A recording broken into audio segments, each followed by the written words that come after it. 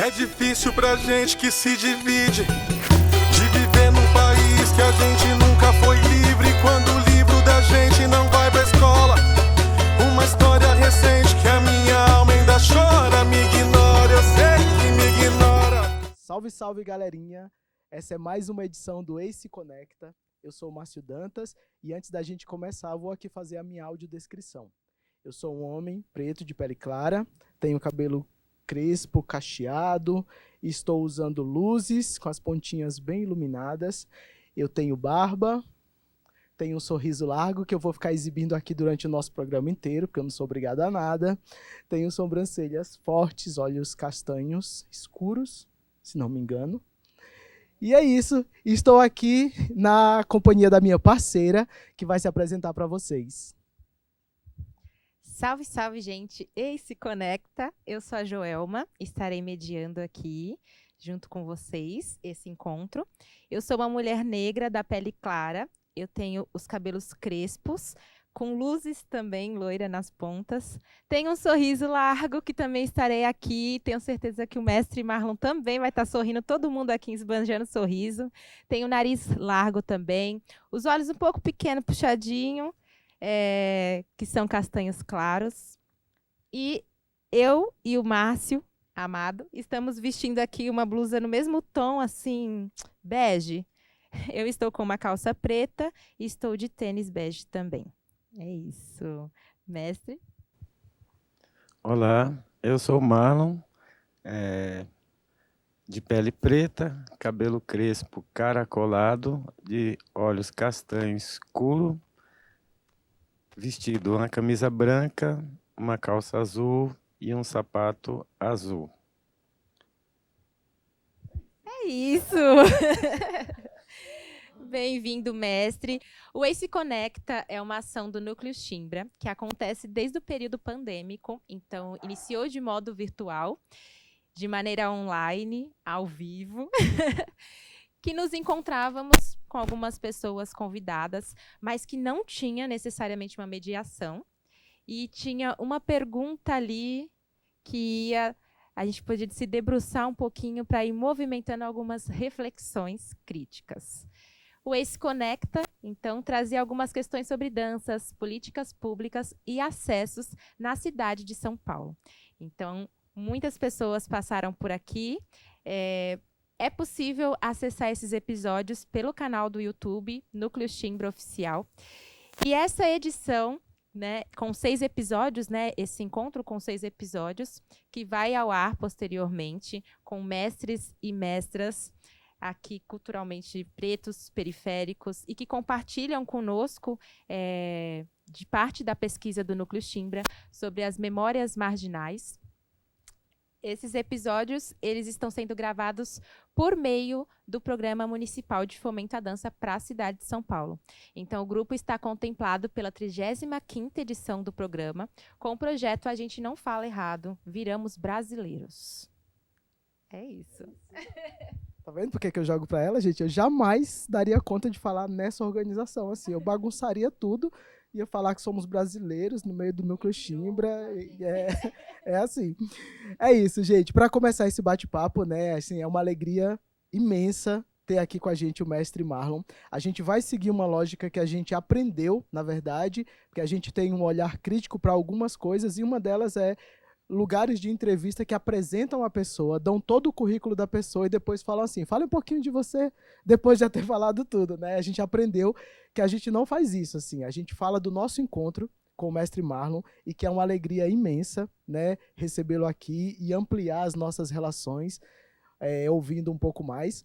E é isso, então ele vai se apresentar, vai falar um pouquinho dele, e aí para isso a gente pensou, né, uma forma que aí a gente pode resgatar algumas coisas, caso a gente se perca aqui no nosso bate-papo, mas a gente vai lançar assim, o mestre fica à vontade para falar como o senhor quiser, como entender, o que quiser também, e a gente vai, qualquer coisa, a gente aqui dá uma levantadinha de mão e traz algum assunto também. Mestre, com toda a licença de quem veio antes, com toda a licença de quem está sendo a continuidade, né, porque está nessa presença, com toda a licença a nós que estamos aqui. Quem é você e por onde você anda? Conta aí pra gente.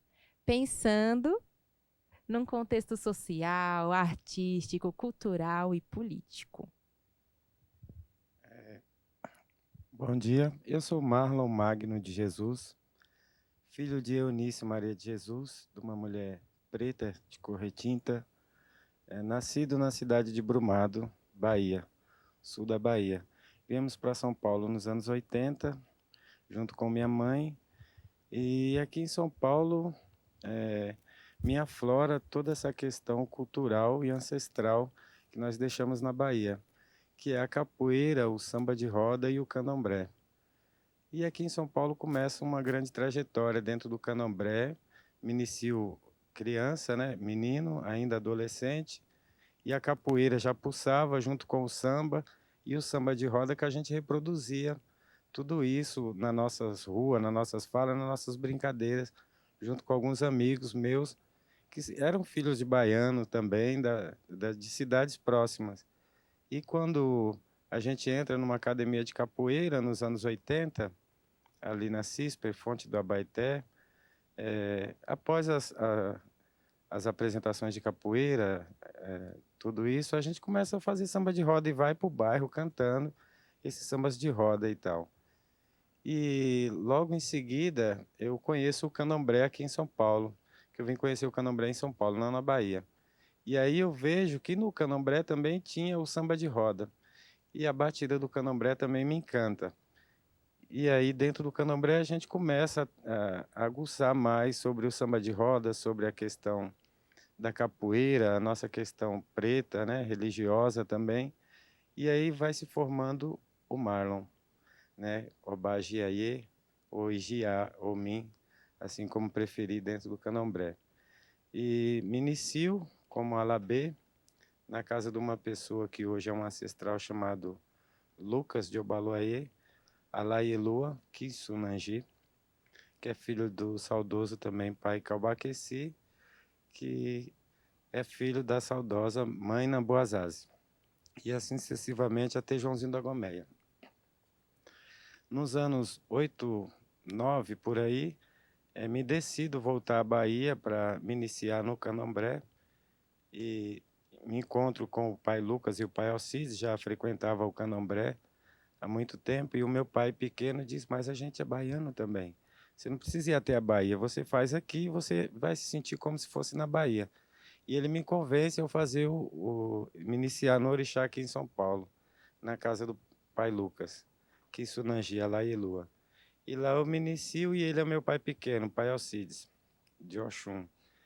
E aí começa a minha trajetória dentro do candomblé. Logo em seguida, minha mãe Neinha, que é minha avó, mãe de santo do meu pai pequeno, vem a São Paulo, cachoeirana, para dar a obrigação dele de 7 anos, em 93.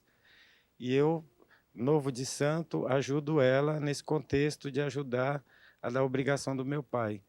E aí, ela não tinha tantos filhos de santo aqui em São Paulo, eu começo a rodar São Paulo e Brasil com ela para iniciar outras pessoas e dar as obrigações do candomblé, né?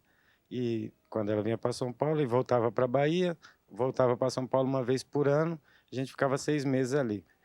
E logo em seguida ela ganha uma terra em São Paulo, mais preciso em Juquitiba, é onde ela abre o primeiro terreiro dela, Ilê Iranhó, Axé Nambucu, aonde eu vou ajudar essa construção desse terreiro, junto com minha mãe e meus irmãos.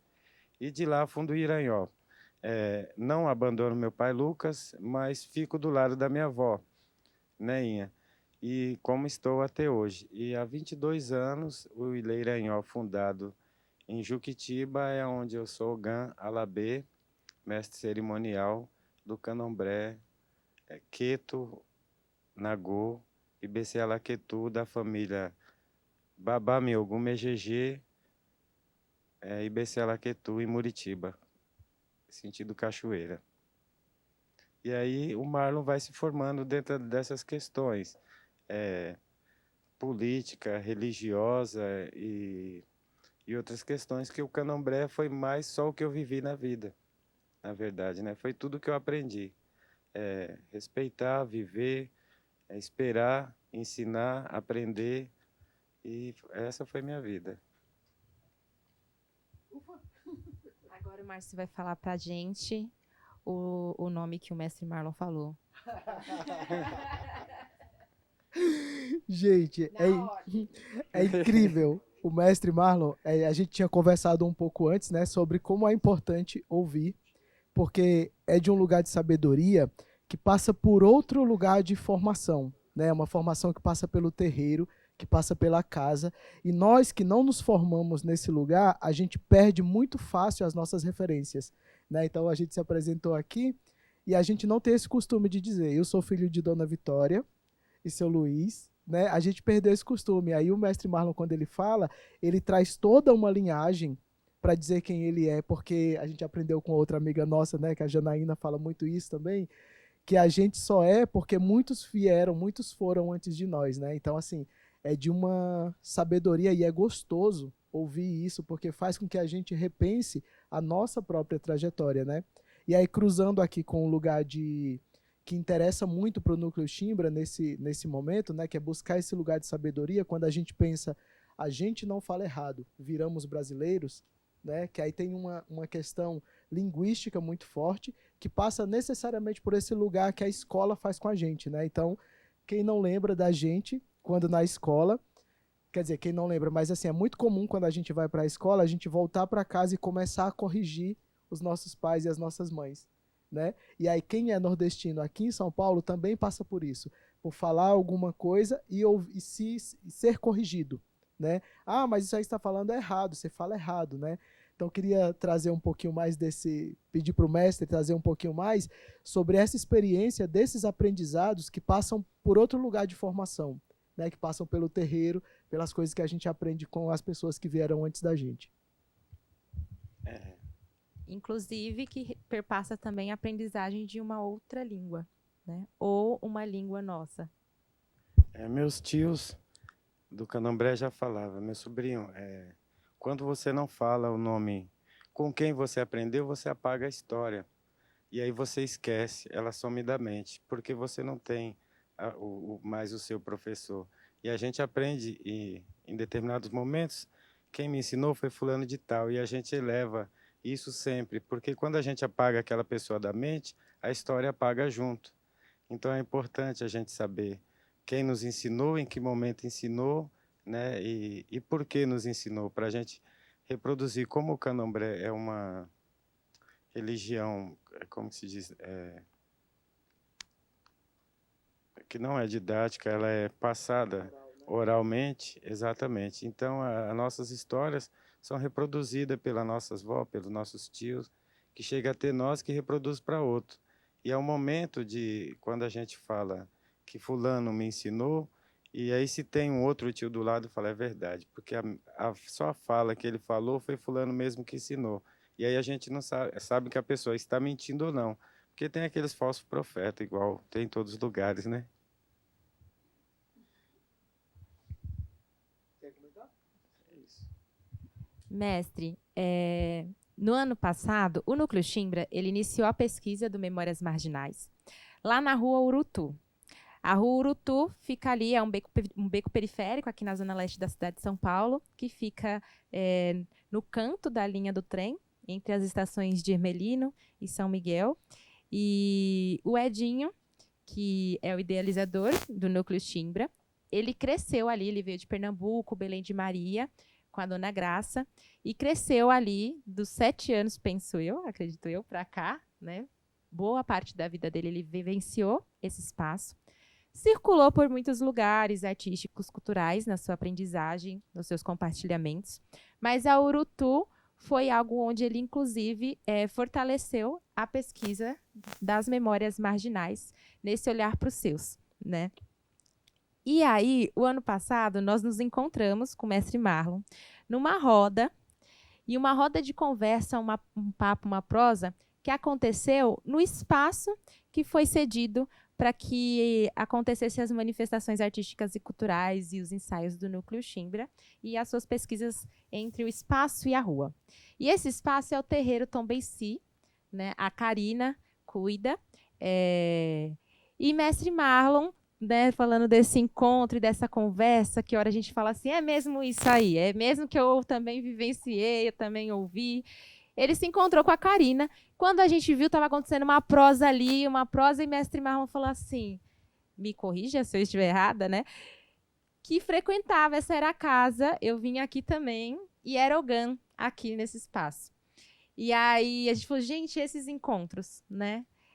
Dentro dos nossos próximos episódios, nós teremos a Mona aqui também, que vai trazer a Mona Lima, neta de Nego Bispo, que com certeza vai falar e trazer muito para a gente das confluências.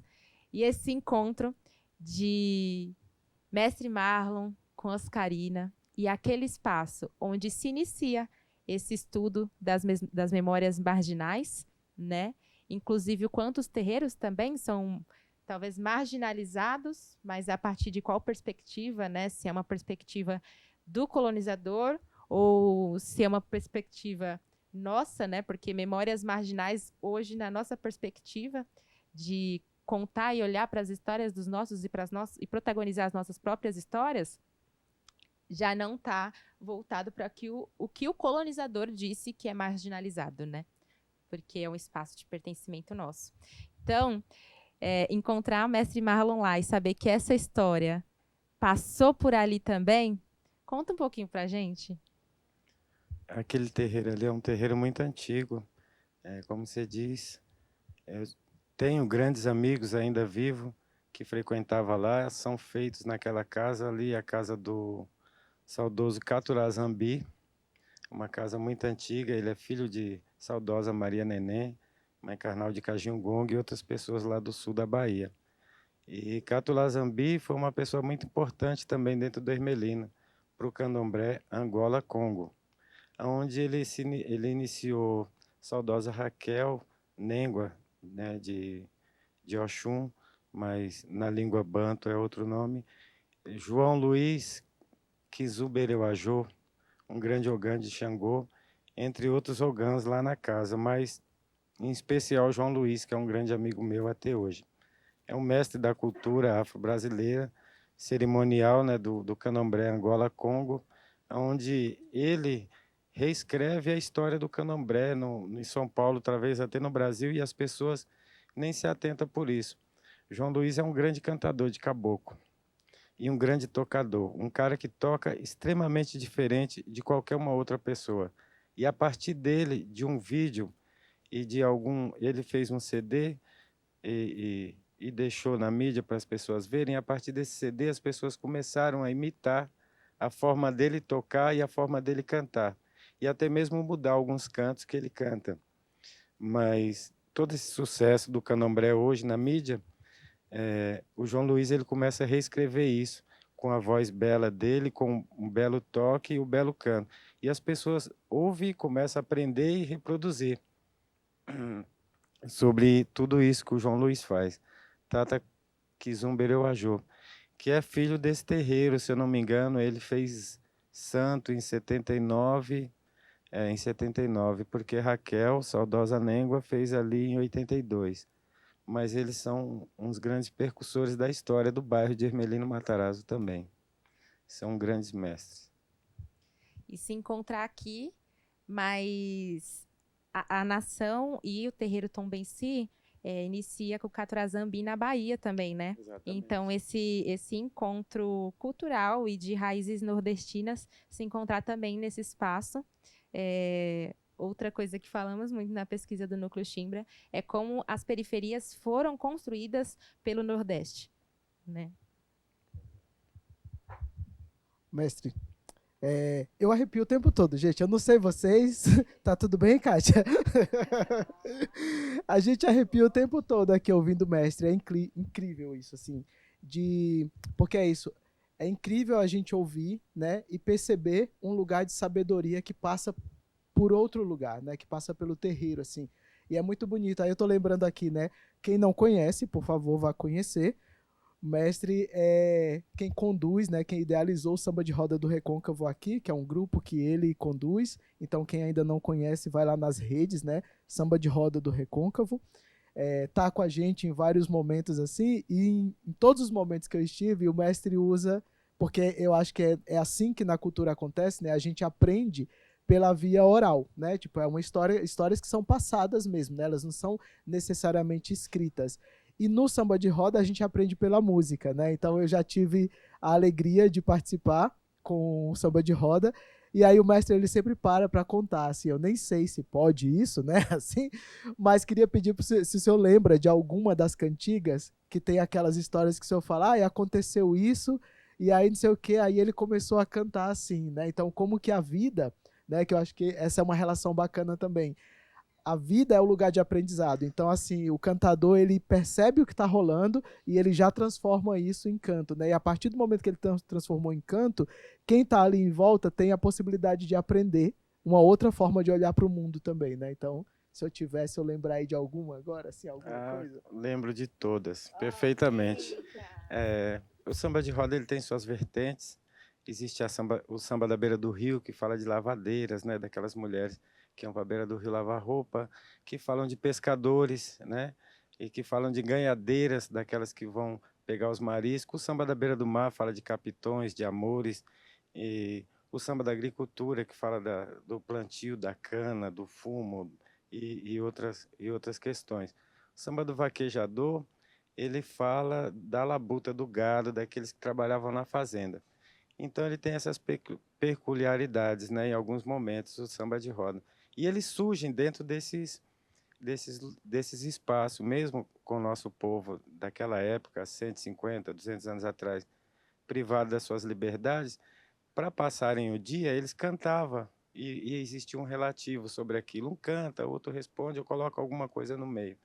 E aí foram se formando música e grandes histórias, né? E o samba de roda, em alguns momentos, ele tem essa conversa, e um samba que é muito popular em Cachoeira, que a minha mãe fala, e na nossa família não pode ser deixado de cantar, tanto na Tia Dalva, que é o samba Suerdique, lá da Bahia.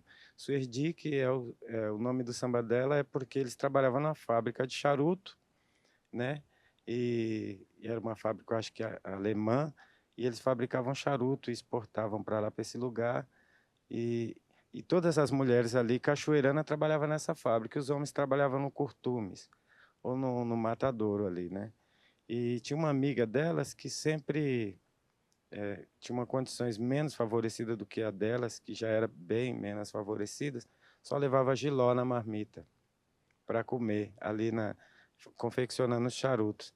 E um dia as amigas se reuniram, minha mãe conta, tia Dalva conta, se reuniram, cada um pegou um pouco da sua comida e colocou na marmita dela para ela comer igual a todas as mulheres. E aí, toda vez que ela passava pelas mulheres, Giló, ô Giló, venha cá como quiser, ô Giló, Giló, ô Giló, como quiser, venha cá, plantei Giló, não pegou, a fruta caiu, rebentou, cortei miudinho, botei na panela, pensei que é Giló, não é Giló, berinjela, Giló, ô Giló, venha cá como quiser, ô Giló, Giló, ô Giló, como quiser, venha cá, Giló, ô Giló.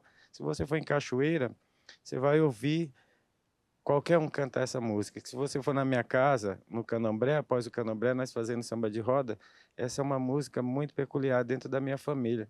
E tem essa história que elas contam, né? Saudosa minha avó Baratinha, minha mãe Neinha conta, tia Dalva lá na Bahia, ainda viva, com 105 anos, que tem esse samba maravilhoso lá, e ainda conta e canta essa música. E tem uma outra música bem peculiar também, que é uma música cantada por mulher, uma música feminina, mas reproduzida por todos, que é ao término de um candomblé, a mãe de santo ela vai fazer um candomblé e o marido sabe que a mãe vai fazer o candomblé, ele aproveita para dar um perdido, né, na esposa. E ele sai. No término do candomblé, elas estão conversando, quando a amiga percebe, o louro, o homem, vai passando pelo fundo escondido na janela, e a amiga pergunta e dá um toque para a mãe da dona, quem é, Nen, que está passando lá? E ela, de uma forma afirmativa, já que estava acontecendo o samba, conta para a amiga quem é e por que está chegando aquela hora. E ela conta assim, que hora você chegou, meu papagaio louro? Eu cheguei de madrugada, depois que o galo cantou, papagaio louro é de iaiá. Ô louro, você já comeu? Eu não, que iaiá não me deu. Ô louro, você já jantou? Eu não, que iaiá não mandou. Ô louro, você vai embora?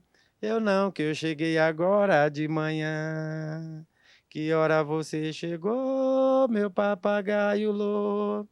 Eu cheguei de madrugada depois que o galo cantou. Papagaio louro é de... Aí ela tá afirmando que é dela, o homem louro que tá passando lá no fundo. E a amiga dispersa, não, tudo bem. Então as músicas, elas se falam o tempo todo, né? Em alguns momentos elas se falam. E essa é uma música feminina cantada por uma mulher para outra mulher afirmando que aquele louro marido que está passando lá no canto é dela. Então, existem algumas coisas assim dentro da história bem interessante do samba de roda, que a gente aprendemos, contado por nossos tios.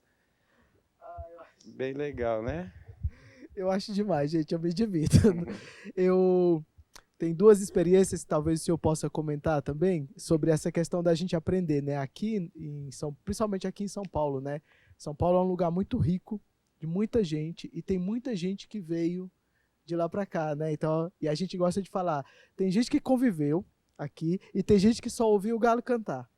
E aí tem gente que só ouviu o galo cantar, mas sai querendo reproduzir o canto por aí, né? E aí eu lembro de uma brincadeira que o mestre Limãozinho fez com a gente, que é... O farol da Bahia queimou. Aí todo mundo começa a responder. Fala, o que é que vocês estão falando? O que é que vocês estão cantando? Vocês nem sabem o que estão cantando. O farol da Bahia nunca queimou. Quem queimou foi o moinho. E aí ele tá fazendo essa brincadeira, né?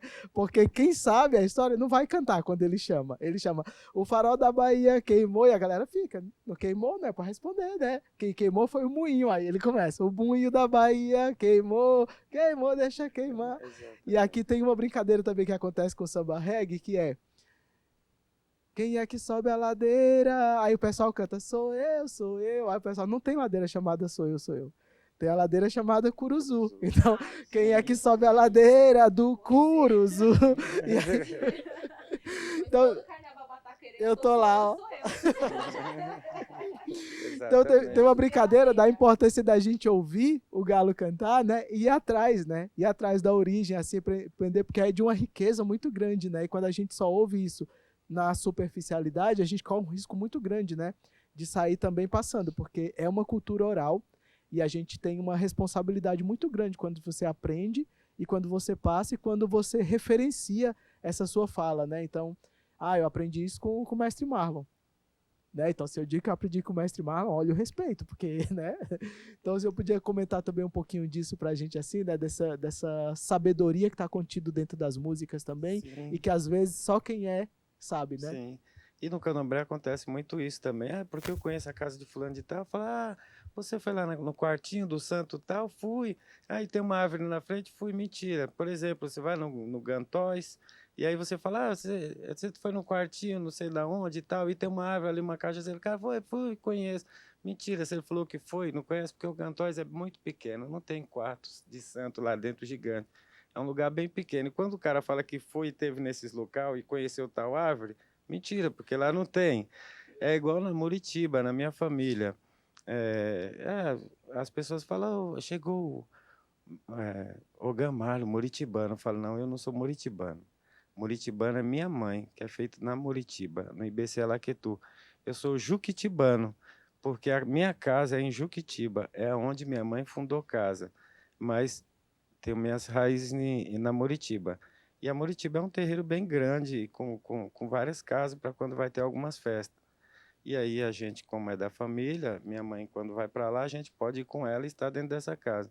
E pessoas vão lá e falam assim, eu tive lá. Você fala, poxa, que legal, você foi na casa do Tata, por exemplo, saudoso Pérez, daqui de São Paulo, tinha casa lá também, que ficou para a família. Que é lá atrás, né, da casa da avó Baratinha, da mãe, né? Isso, é lá atrás. Aí você sabe que é mentira, porque a casa dele é para cá. Você foi na árvore de Ogum? O cara foi. A árvore de Ogum caiu, centenária. Ela tinha um tronco que nós três não abraçava, e tiveram que cortar. E agora tem uma cajazeira só lá que representa. Mas a árvore de Ogum, se ele não botou a mão no tronco, ele não foi. E aí essas historiazinhas que a gente fala, poxa, ele falou que conhece, mas não conhece. Falou que tocou e a gente sabe que lá não toca. né, pessoas de fora. E aí vão reproduzindo. Ah, eu aprendi com fulano de tal. Esse dia eu estava falando com um dos meus amigos que falam que é sobrinho, tio, essa cantiga, fulano de tal que me ensinou. Eu falei, mas você tem 29 anos.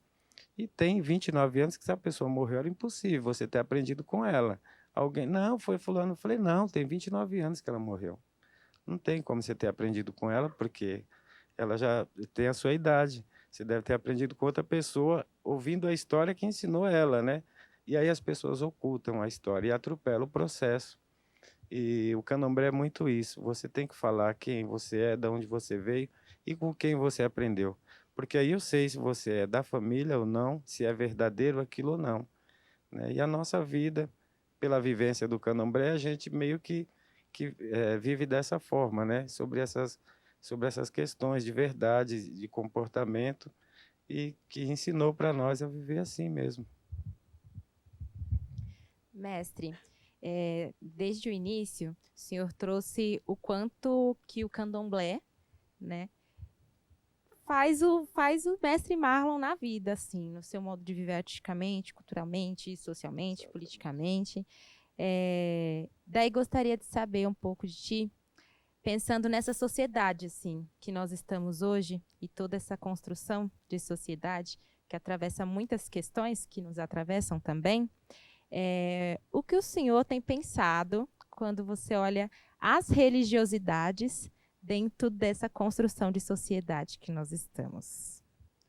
É muito importante a religiosidade, né? Mas eu acho que as pessoas têm que prestar atenção em saber o que é religioso, o que é profano, o que é cultura e o que é estudos. E aí está meio que tudo misturado, né, dentro. E eu acho que tem que ser um pouco dividido. Eu só vivi a religião, né, e um pouco a rua, mas a religião para mim é muito importante porque é o meu estar, é o meu eu, o meu sagrado comigo mesmo e com o meu quilombo, né?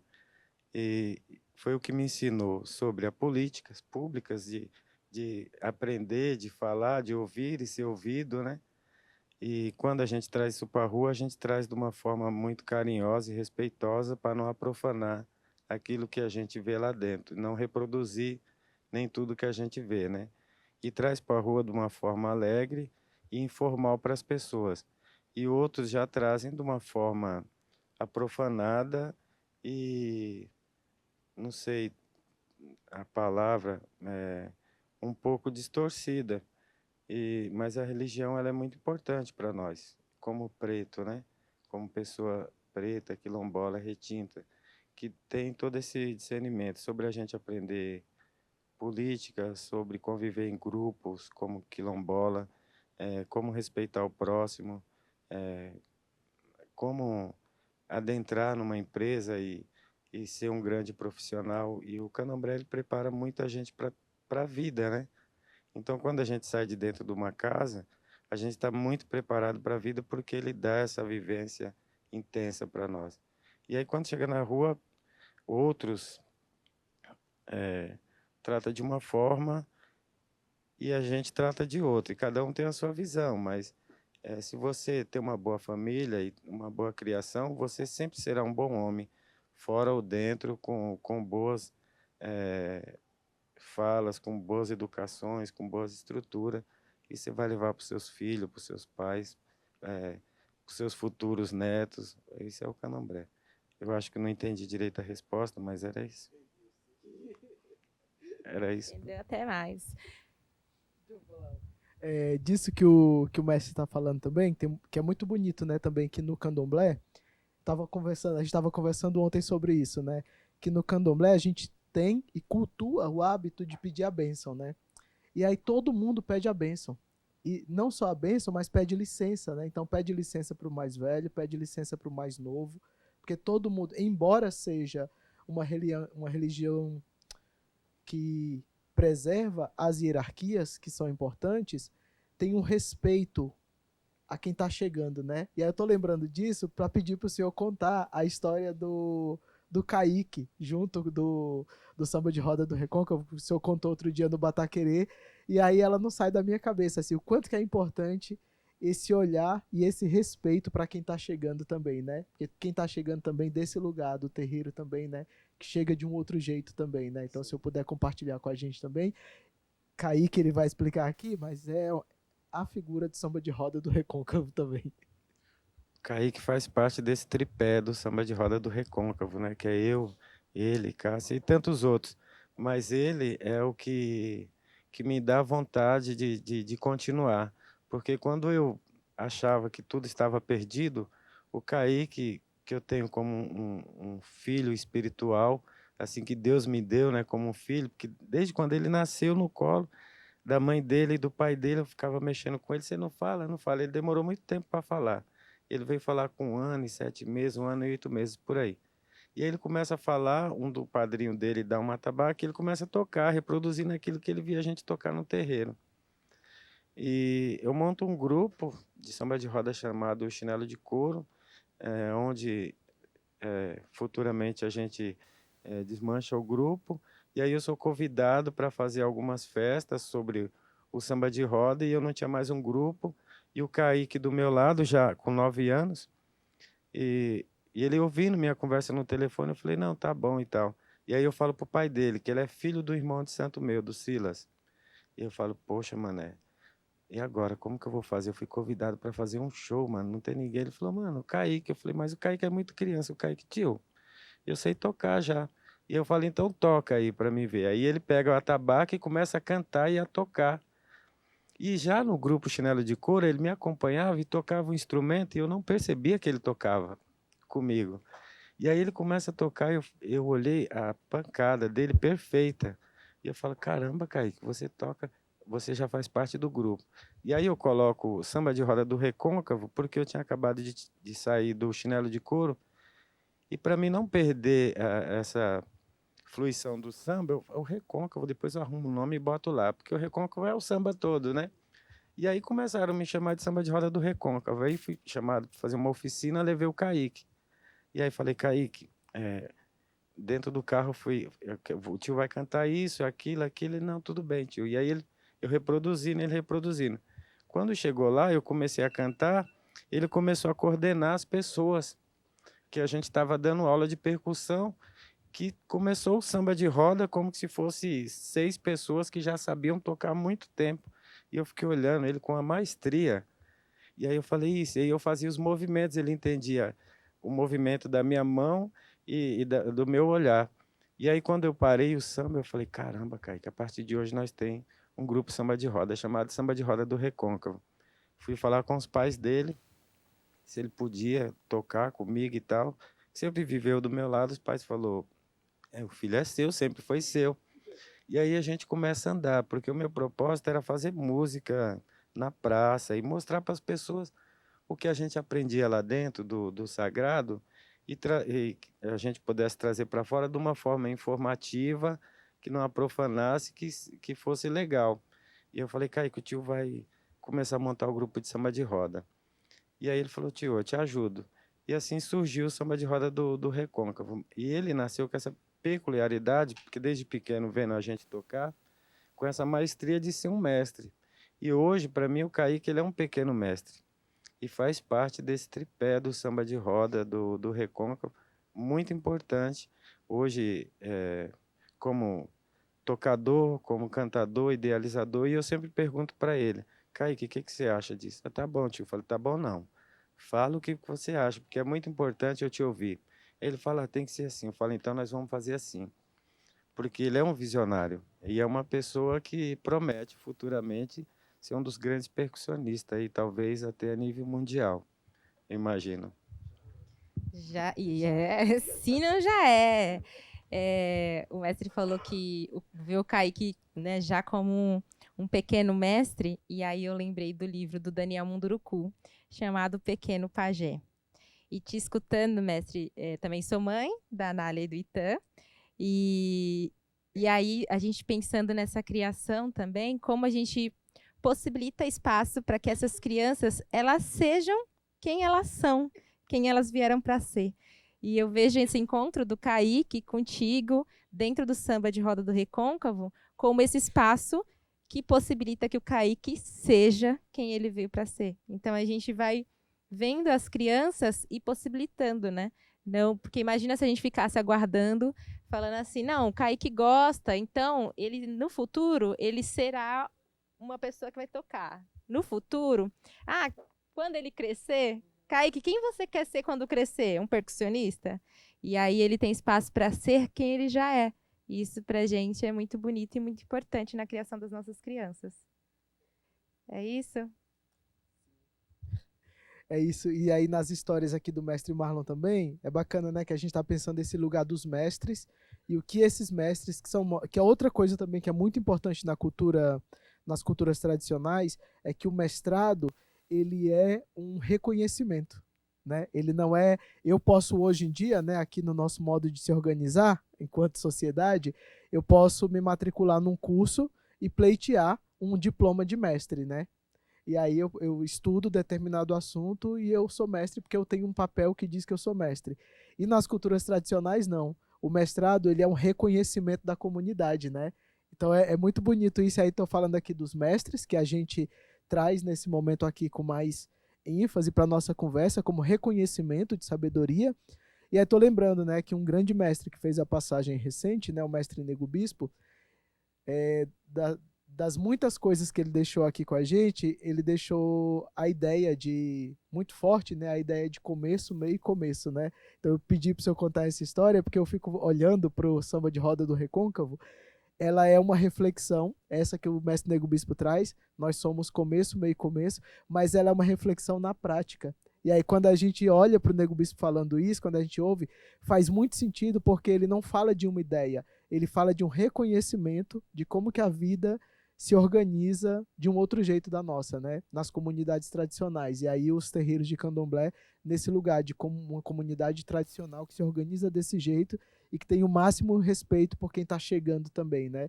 E aí quem está chegando tem respeito para com quem já está aqui, né, há muito tempo e tal. E aí você cria uma lógica na prática do que é ser começo, meio e começo, né? Então, isso é muito bonito, assim.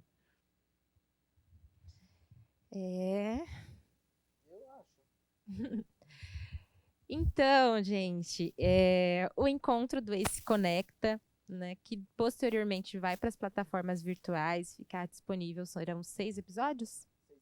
6 episódios. Esse é o episódio que está começando, né? Mas começando sabendo que já teve um meio e um começo, e sabendo que vai continuar tendo um começo, meio e começo. E é um espaço de encontro também para a gente nutrir o processo criativo que tem acontecido do Núcleo Chimbra, do seu novo espetáculo que estreará em novembro de 2024. Então, o pessoal tem conversado bastante, né? Estreará, inclusive, no nosso território, porque o grupo tem essa essência, esse chão, né? Esse alicerce de estrear seus trabalhos no território e principalmente estrear nos espaços e lugares periféricos também, a sua circulação também dá continuidade pelos espaços periféricos da cidade de São Paulo.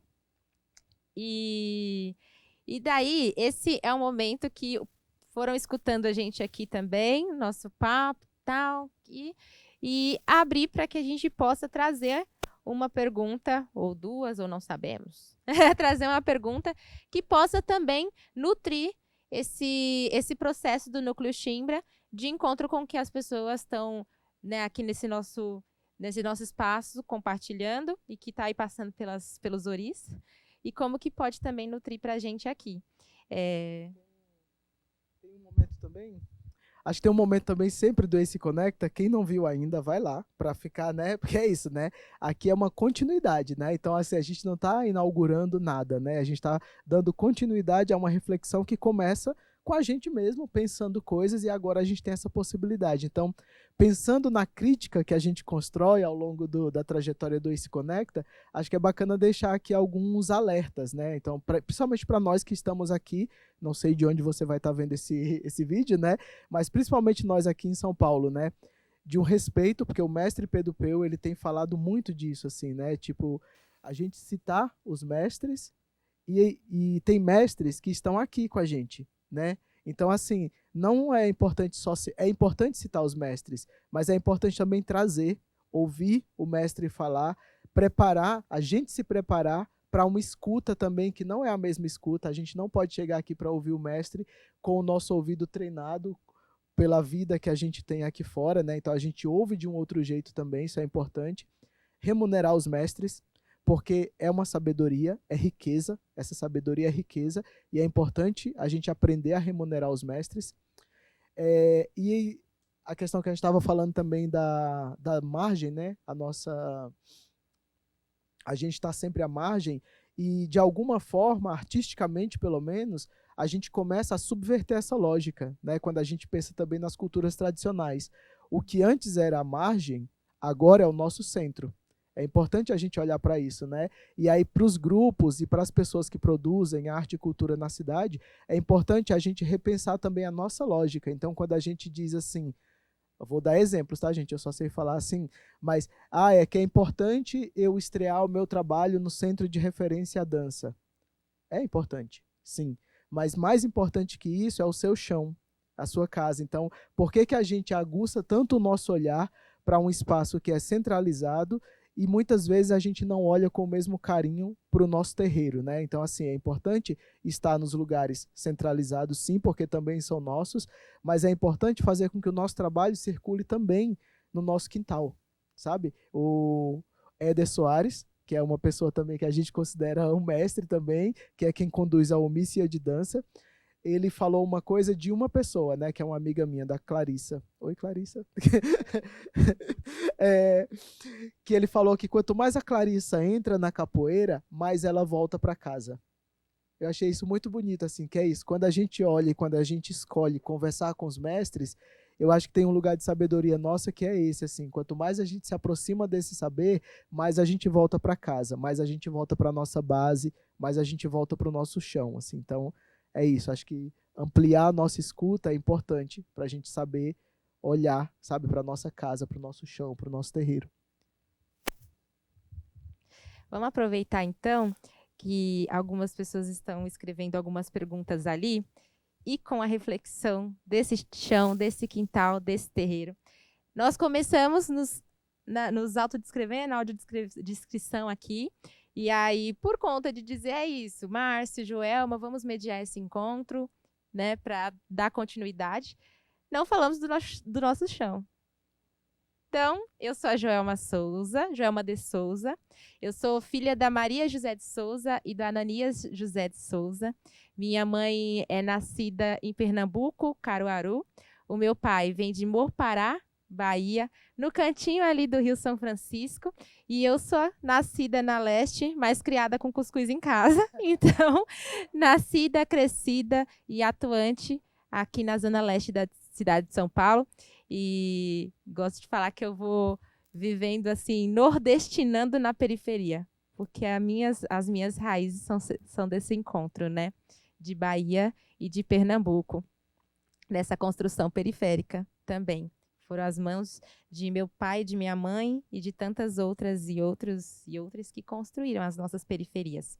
Sou mãe da Anália e do Itan, e Beijos, de 2 aninhos, e companheira do Ed. E tô nessa construção aí, né? Tô nesse caminho de ter as nossas crias crescendo numa comunidade artística e cultural, né? Das nossas artes e das nossas culturas, pensando no aldeamento, pensando que sim, é preciso de uma aldeia para criar uma criança, já dizia o provérbio africano. Imagina 2. Então, estou aqui com o Núcleo Chimbra, que é essa minha aldeia, esse meu quilombo, junto com Sarau Urutu, e junto com o projeto Terreiros da Urutu, e junto com A Gente Não Fala Errado, Viramos Brasileiros, e mais vários outros espaços que têm pensado em estar em comunidade também. Muito mais numa comunidade artística e cultural do que numa classe artística, ou numa classe da dança, numa classe do teatro, ou uma classe que for, mas numa comunidade mesmo, pensando nos nossos espaços de vivências. Gente, eu já estou aqui, preparado para as perguntas. Vou primeiro falar do meu chão. Nossa, É chão, hein? É difícil, né, mestre? Quer dizer, é difícil não, né? Mas acho que nessa... Eu voltei, só para falar do meu chão agora, eu voltei para a faculdade agora, aos 41 anos de idade.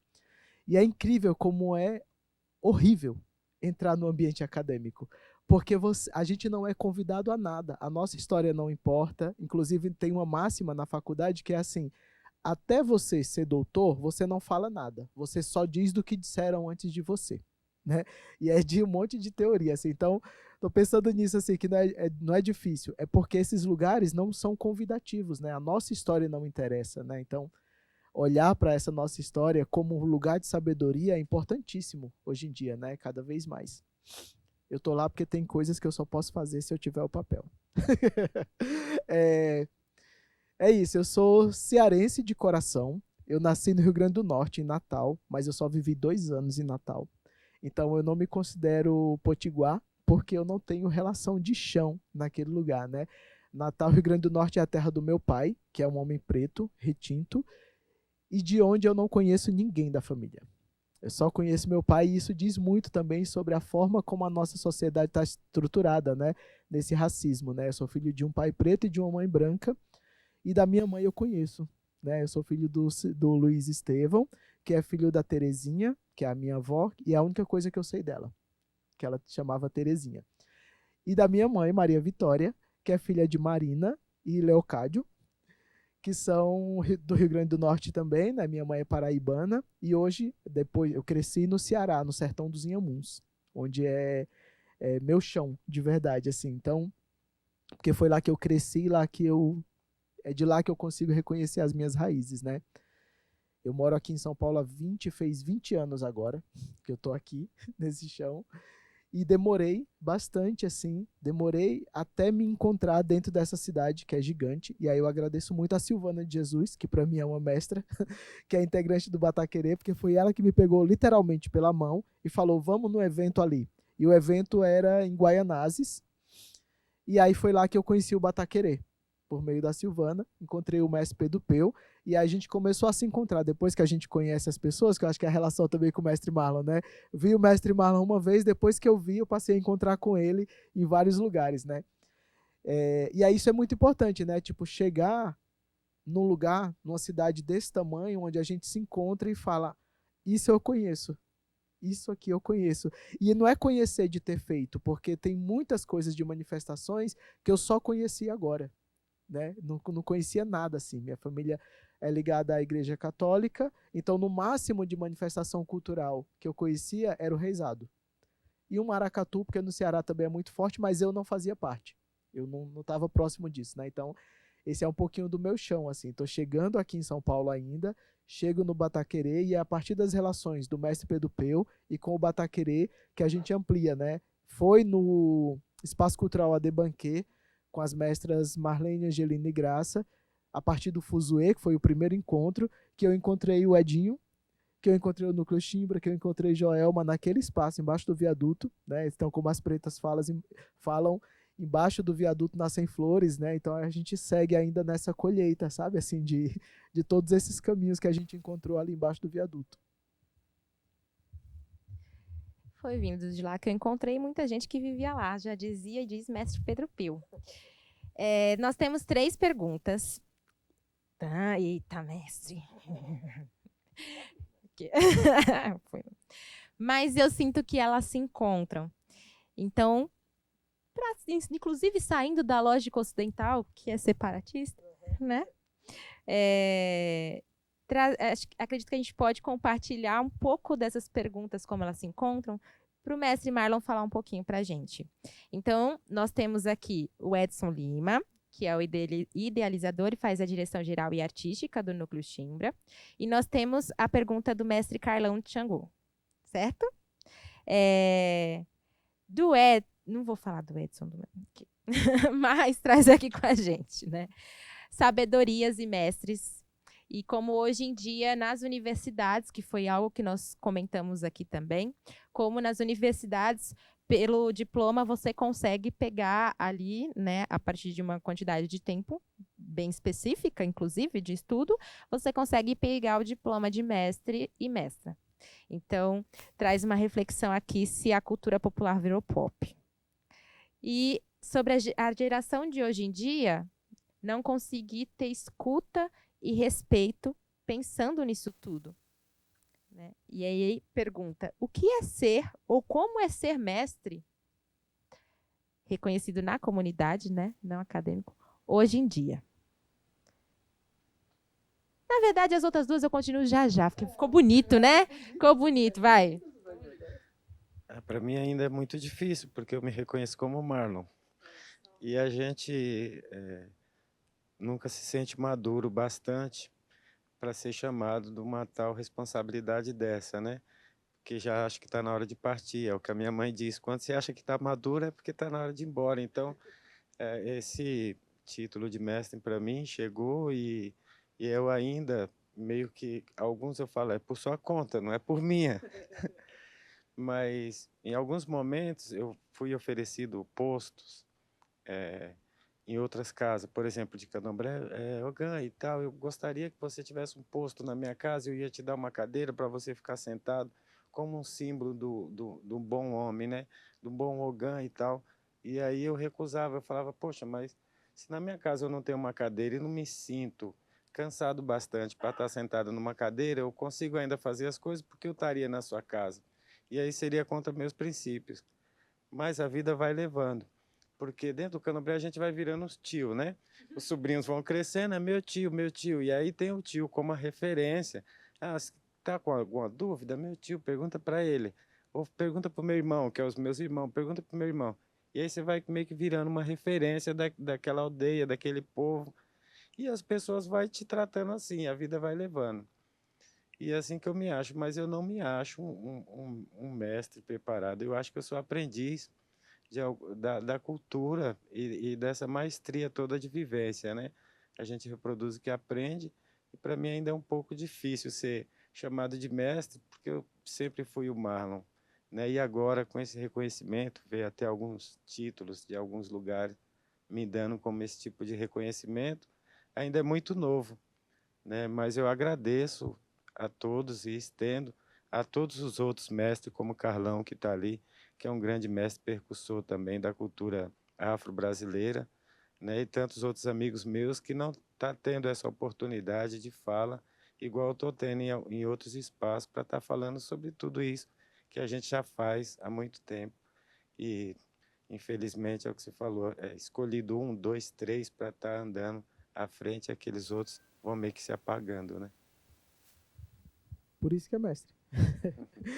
Só para citar um outro mestre de um outro contexto, né? Já que a gente está falando de aprendizado, né? Tem um mestre aí que a gente usa, né? Como mestre nesse lugar acadêmico, que ele fala isso, né? Feliz daquele que aprende o que ensina, né? Então é isso, né? Que bonito. Então a gente está do lado de um mestre que diz que ele é um eterno aprendiz, né? Então é isso, está aprendendo o que está ensinando. Mestre por sua conta. Pode pôr na minha conta. Olha, dizem isso de criar crianças também, que o maior desafio de criar crianças é você ser aquele exemplo na prática. Não adianta querer que as crianças sejam algo que você na prática não está sendo, né? Então, o maior desafio é olhar para si mesmo, enquanto quem está ali naquela criação. Mestre Carrão Xangô diz, Mestre Marlon, conhecendo o senhor há alguns longos anos, e sendo por uma parte da minha vida religiosa, me ensinando uma boa parte da cultura de Axexê, tá certo? Isso.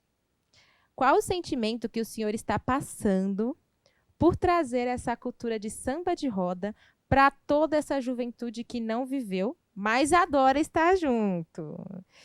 E essa é a primeira parte da pergunta. Aí, na segunda parte aqui,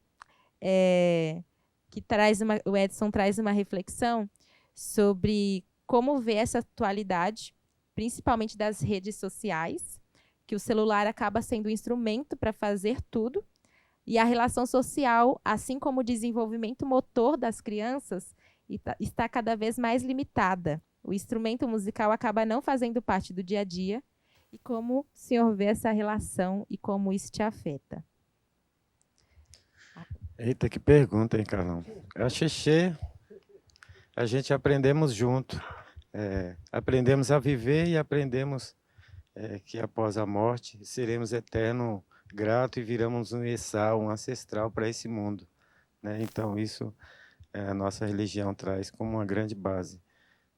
Ver o samba de roda como uma grande ferramenta percussora, né, dessas crianças e percussiva é muito importante, justamente pelas redes sociais, porque hoje, dentro de uma casa, para a gente conversar entre nós, temos que criar grupo de WhatsApp, né, para conversar. E quando você tem um instrumento e dá na mão de uma criança e leva ela para ver e dá essa liberdade dela tocar, como dentro de uma casa religiosa, aguça, né, essa parte percussiva dela. Foi o que aconteceu com o Kaique, que é o meu sobrinho, que é um filho do coração, que virou esse pequeno mestre e a cada dia ele está amadurecendo muito mais.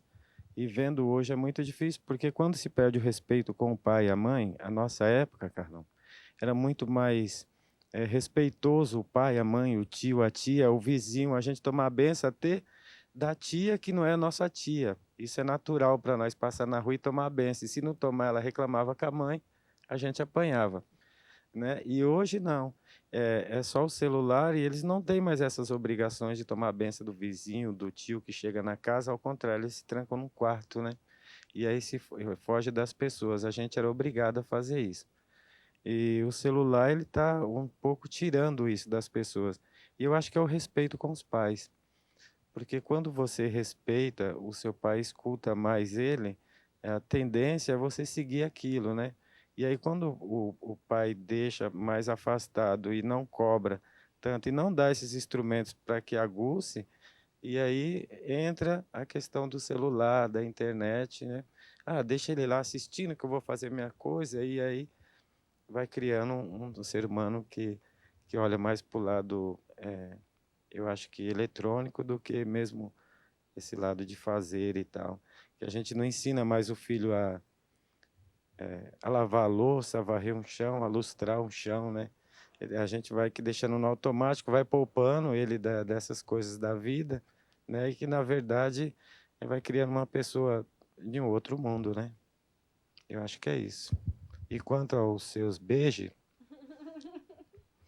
é muito importante saber que você é uma grande mãe, mãe de beijo, né? Que é uma progenitora de crianças que futuramente serão grandes seres humanos para esse mundo. Gostaria de deixar uma música para eles. Posso? Com certeza, eu vou escutar. Arijanjan, Kinijan, Kirilene, Sabacoyo, Arijanjan, Kinijan, Kirilene, Sabacoyo, Beaman, Beamin, Beijiniesse, Obado, Arijanjan, Kinijan, Kirilene, Sabacoyo, Arijanjan, Kinijan, Kirilene, Sabacoyo, Beaman, Beamin, Beijiniesse, Obado, que alegria de beijo continue entre você e nós, que leve para um todo sempre a alegria de beijo. E que a morte nunca nos acompanhe. Que lindo, que lindo. Axé. Que a morte seja vencida pelo cantar e dançar de beijos. É isso. É isso, gente. Olha, tem jeito mais bonito, mais simbólico de terminar, né? Quando a gente fala que nós somos começo, meio e começo, né? Então a gente vem, faz uma escuta aqui, um mestre, um grande mestre, uma referência pra gente, como o mestre Carlão perguntou aqui, né? De pessoas que não viveram isso, e aí a gente se coloca nisso, né? A gente não viveu também o samba de roda como uma cultura na raiz, mas a gente gosta muito de estar perto, viu? É muito bom. Quem ainda não teve essa experiência, acompanha lá o Samba de Roda do Recôncavo, que vai estar com a gente aqui pela Leste em vários momentos aqui, então segue lá, porque é muito bom. E é isso, a gente encerra com essa alegria, com esse axé dos beijos. Óbvio, eu vou pedir para o mestre fazer aqui as considerações, a Joelma também, mas a gente está chegando ao fim desse nosso bate-papo aqui, né? Para começar o próximo, tá? Então daqui a pouquinho, vocês aguardem aí que a gente vai lançar aos pouquinhos. Vou pedir para minha parceira Joelma, porque eu não vou fazer isso, que eu gosto de jogar para ela aqui, para falar quem são as outras pessoas que vão passar por aqui nesse momento também para bater um papo com a gente. E eu não vou falar quem são as outras pessoas, porque elas vão falar quem elas são. Mas no próximo episódio, Nós teremos a mestra Ordalina Cândido, artista plástica, transista, que está aí com muitos encontros em projetos sociais e que vem do território de Diadema, São Paulo, aqui para compartilhar conosco. Também agradeço, mestre Marlon, por esse encontro, que parece para vocês que começou aqui, mas para a gente começou no café, né? Com mediação de Suelen. Olha a Suelen ali, está na nossa assistente de produção. E falando um pouquinho lá sobre barro branco. Mas isso fica para um próximo episódio. E aí tem mais um monte. Então, acredito que é melhor vocês encontrarem com o mestre Marlon pessoalmente, para saber um pouco mais de várias outras histórias. Agradeço, mestre. Agradeço Márcio Dantas aqui também. O mestre vai fazer suas considerações antes e da gente poder finalizar aqui com a frase obrigatória do brincadeira. Agradeço, Márcio, pelo convite, o Núcleo Chimbra pelo convite. Agradeço, Suelen, Joelma. Joelma, desculpa. É que você falou. Agradeço a Joelma, agradeço a todos do Núcleo Chimbra por essa oportunidade de nos dar e dar essa visibilidade, né, às pessoas periféricas e que não tem essa expressão e não tem essa voz em outros locais. E o Núcleo Chimbra vem trazendo tudo isso, né, para todos. Eu acompanho há muito tempo e sei da seriedade do trabalho de vocês. E para mim é muito importante saber que existem pessoas preocupadas com pessoas, né? E respondendo o Carlão sobre o samba de roda, agradeço ele imensamente. Gostaria que ele formasse um grupo de samba de roda aqui do lado da fábrica, que ele é morador daqui. Eu gostaria de vir, né, agraciá-lo e apadrinhá-lo. Agradeço a Kátia, a Cássia, minha companheira ali do lado, e a todos vocês por permitir esse espaço de voz e deixar a gente falar mesmo. Nem sei o que estou falando mais. Nem eu. Ei, se conecta! Ei, se conecta. Ei, se conecta!